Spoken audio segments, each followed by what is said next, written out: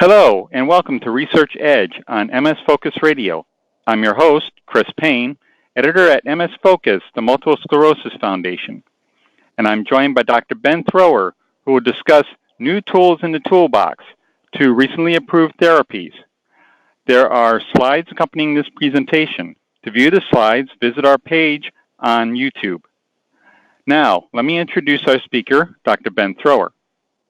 Ben Thrower is the medical director of the Andrew C. Carlos MS Institute at Shepherd in Atlanta. He previously served as the medical director of the Holy Family Multiple Sclerosis Institute in Spokane, Washington. He writes the MS Focus magazine news column, Doctor's Notes, which draws from the top news stories of the quarter and explains what the news means to you, the person with MS. Combining his professional interests with his love of motorcycles, he founded a nonprofit organization, HAMS, Hogs Against MS. Dr. Thrower, thank you for being with us, and I'll turn it over to you. Chris, thank you very much, and thank you to everyone for joining us for this month's topic in multiple sclerosis, and that is 2 new options for managing MS. Where we would like to move to is obviously a cure for multiple sclerosis, and I do believe that we will get there. In the meantime, it never hurts to have more and more treatment options to help us stop MS in its tracks. In April of 2019, we had 2 new medications approved in the same week, which is very unusual, but very welcome. So we're going to talk about these new medications, and these new medications bring to mind some new ways of classifying and categorizing multiple sclerosis as well that we'll spend some time talking about. So our 2 new medications are Mayzent or siponimod and Mavenclad or cladribine. Both of these are approved for relapsing forms of multiple sclerosis. And here's where the new terminology comes in. They are approved for secondary progressive MS with activity. And when we say with activity, we mean that the person is still having relapses and or new lesions on MRI. And this is a little bit different way of thinking about secondary progressive MS because for decades we've thought of secondary progressive MS as really being the absence of relapses or new MRI activity. Traditionally, we have used the following categories for talking about multiple sclerosis. We've talked about people following sometimes a benign or a milder course of MS, having relapses but always returning to baseline and not accumulating any disability. There's been some disagreement about what percentage of the MS community follows this benign course, but we do know it's out there. 85% of people with MS will have relapsing remitting MS. And I just noticed that there's a typo. We've replaced this with relapsing, but it should be relapsing MS, relapsing remitting MS, which is where the majority of people with MS start. We've talked about a form of MS called primary progressive MS, which accounts for somewhere between 5, maybe up to 15% of the MS community. And these are people who never have attacks or relapses. They just have progression really from the onset. Secondary progressive MS. So this is typically the second part of relapsing remitting MS, where the relapses slowly start becoming less frequent and are replaced by accumulation of disability. And then progressive relapsing MS. This is the form of MS where the person has progression at the onset and then begins having attacks later. The newer categories of MS have largely done away with that last subcategory, progressive relapsing. So we've gotten rid of that, and we've put some qualifiers in to the way we talk about relapsing, remitting, and secondary progressive MS. And what a lot of this stems from is the realization that really people with MS shouldn't be put into little boxes, that MS is a dynamic process over time. And what we're hoping to do with treatment is to change that natural history of MS. And so when we think about where the person first comes to medical attention, they come in when they have that first green blip you see on the screen, their first attack. that's called a clinically isolated syndrome. So this is the first bout of maybe optic neuritis or a sensory symptom. Occasionally, people come to our attention before that first attack. If you look under that green bar, you see MRI activity. And you see that even before the person has their first attack, they've had MRI activity. So sometimes we get an MRI for something unrelated to the person's multiple sclerosis. Maybe the person has a concussion, or they have migraine headaches, or some other symptom that might prompt a brain MRI. And we see changes that look very much like multiple sclerosis, even before the person has had their first symptom. We call that a radiographic isolated syndrome. So for the typical person who has their first attack, if we watch over time, you'll see that there are more relapses, more green sort of blips going up, and that over time the person is not completely recovering. So they're accumulating disability. And then as we move into the secondary progressive phase, the relapses are getting less and less frequent. MRI activity is getting less frequent, but the clinical disability is accumulating. So remember, we said that these two new oral drugs are approved for secondary progressive MS with activity. That's right there on the slide. So secondary progressive MS with activity means that the person is still having relapses and or having new activity on MRI. In the past, we probably would have labeled this person as having relapsing remitting multiple sclerosis. So our first new option as of April 2019 was Mayzent, or siponimod.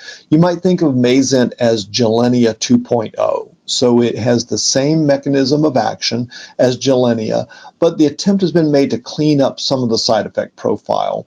So both Gilenya and Mayzent are what we call SP1 receptor modulators, sphingosine phosphate receptors. These are receptors that are present within the immune system that help sort of regulate how lymphocytes or certain white blood cells traffic in and out of lymph nodes. So what Mayzent does is it helps sequester or trap certain lymphocytes within the lymph nodes. It's not killing those cells, it's just not letting them get out and cause inflammation. There is some evidence that Mayzent actually may also work directly in the central nervous system, in the brain and spinal cord itself, and may help protect cells in the brain itself in a way that's separate from what it's doing to those lymphocytes in the lymph nodes. So the EXPAND study looked at siponimod, or Mayzent, and it was one of the largest studies to look at secondary progressive MS to date. What we saw in the EXPAND study is that there was a 21% risk reduction of disability progression, a 55% reduction in relapse rates, and 89% of people on Mayzent had no new or enlarged MRI lesions. So Mayzent dosing, we start with one dose and we work our way up over 5 days to a final dose of 2 milligrams per day for most people. That's not true for everyone. One of the moves in science and medicine is towards customized therapies, and there is a field of pharmacogenomics. That means we're going to maybe help customize our medication to the individual's unique genetic profile. This is Mayzent, and the dosing is a somewhat of an example of that. One of the ways that we metabolize medications are through certain enzyme pathways, and one of those pathways is the CYP2CP pathway.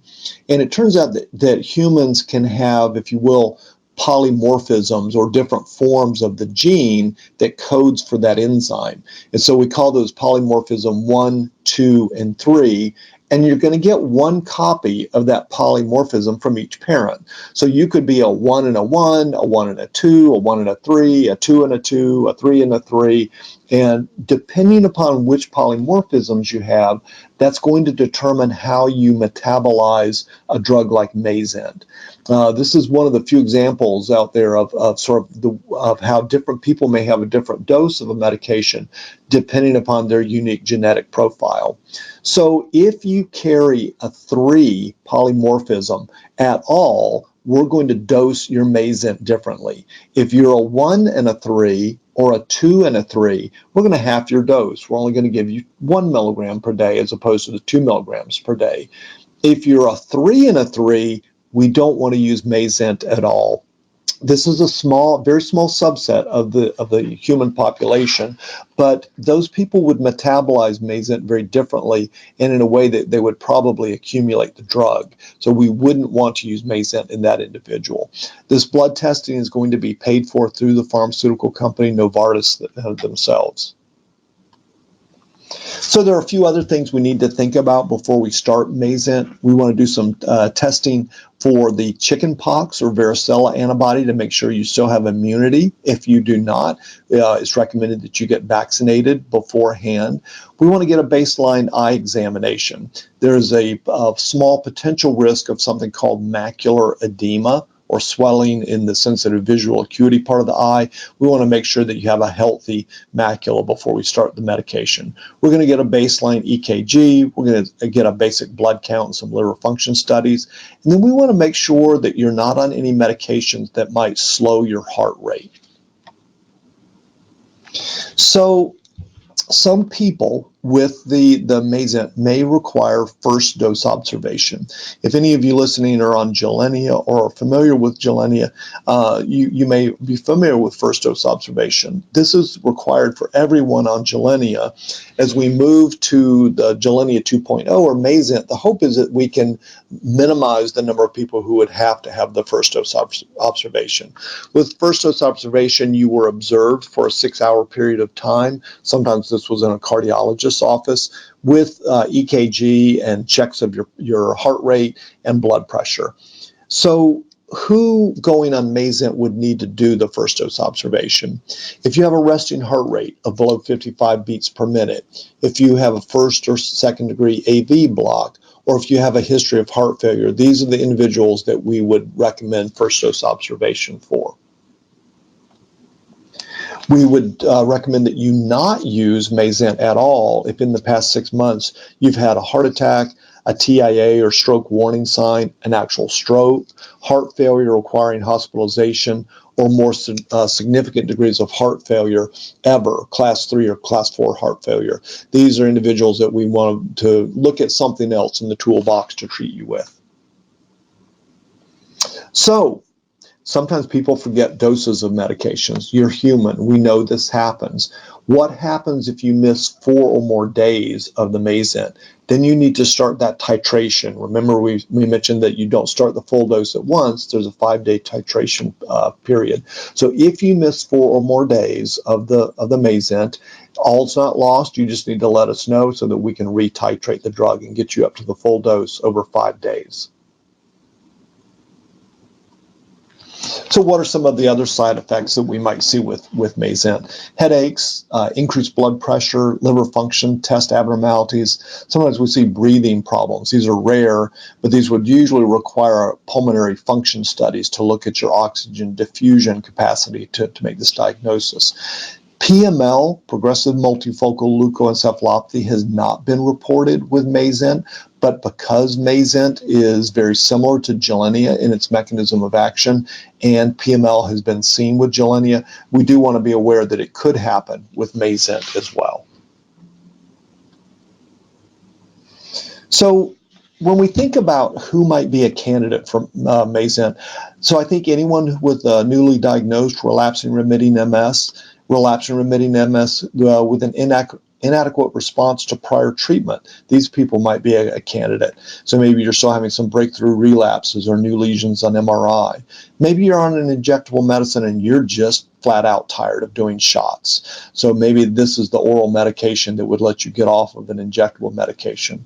And then this new category of secondary progressive MS with activity, meaning with relapses and or new lesions on MRI. This would be the really your first class of drugs between Mayzent and the Mavenclad that would be specifically approved for those forms of MS. What about our second new medication? Came out in the same week as Mayzent did in April 2019. This is Mavenclad. or cladribine. This is also approved for relapsing forms of MS and active secondary progressive MS. Generally, this is not recommended as a first-line treatment, and we'll talk about some of the side effect risk with the drug that would make it really something for people who have had an inadequate response or intolerance to another medication, another MS therapy. So Mavenclad dosing is very interesting. One of the things that might draw people to this medication is that it is taken very, very infrequently. So in the first year, you're going to take a 5-day course, you're going to wait a month, and then you're going to take another 5 days. You don't have to take any Mavenclad or cladribine for a year. Then you're going to repeat that course. You're going to do another 5 days week 1, 5 weeks later, you're going to do another 5 days. The dosing is weight-based, so depending upon your body weight, we're going to have different dosing regimens for you. So how does the drug work? It works by sort of, if you will, suppressing the ability of rapidly dividing immune cells, T cells and B cells in the lymphatic system. It slows down their rate of reproduction, if you will. So cells that are rapidly dividing and causing inflammation are going to be preferentially affected by cladribine and their numbers lowered. So you do end up with lower numbers of both B and T lymphocytes with cladribine.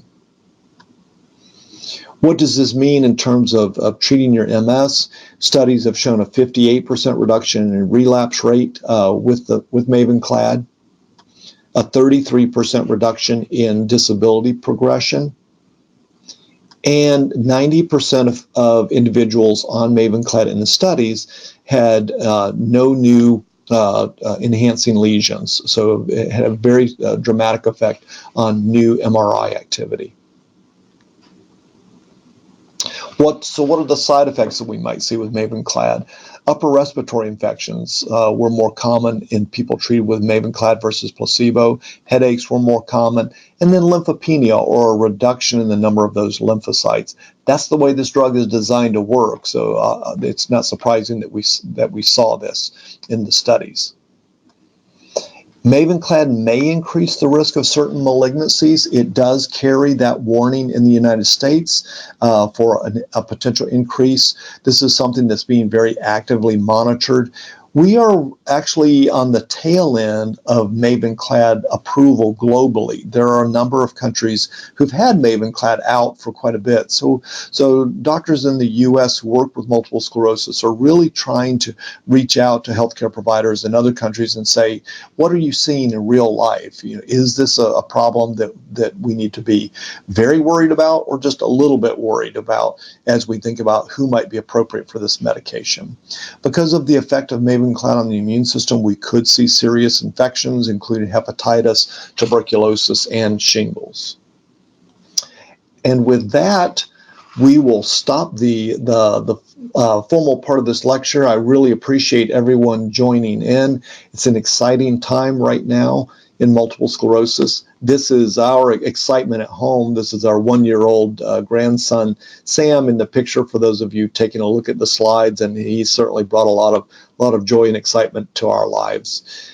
Thank you for tuning in to this. Stay up to date as much as you can. We look forward to more of these programs going forwards. Thank you to all of the wonderful MS Focus staff, including Chris, for all the time he puts into editing the magazine. Thanks, guys. And that's all the time we have for now. Follow MS Focus on Facebook, Twitter, and Instagram for times and access information. Our sincere thanks to Dr. Ben Thrower. On behalf of our listeners, I'd like to thank you for your time and providing us with information that will benefit the MS community.